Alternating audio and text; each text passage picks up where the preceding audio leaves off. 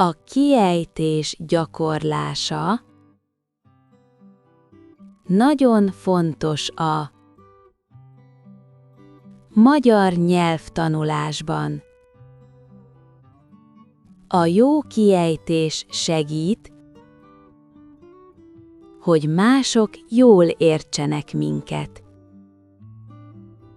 és mi is bátrabban beszéljünk. Ha gyakoroljuk a hangokat és a hangsúlyt, a beszédünk természetes lesz. Segít, ha hallgatjuk az anyanyelvi beszélőket, és hangosan ismételjük a szavakat. A rövid, nehéz mondatok, nyelvtörők, és jók a gyakorláshoz. A napi gyakorlás segít a szájnak és a fülnek, hogy megszokják a hangokat. A kiejtés lassan javul. Ezért legyünk türelmesek. Ha minden nap gyakorolunk, érthetően és jól fogunk beszélni.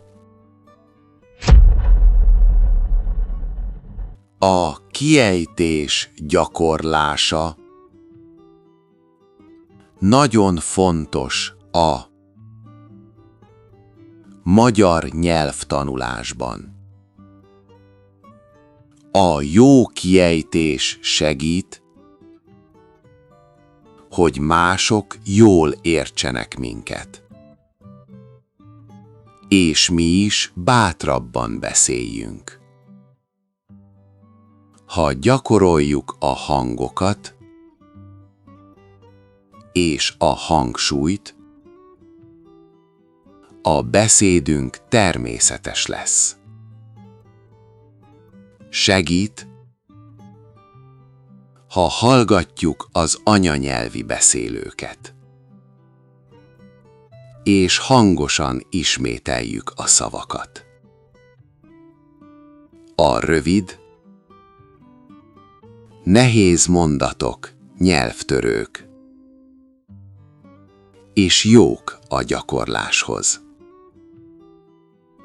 A napi gyakorlás segít a szájnak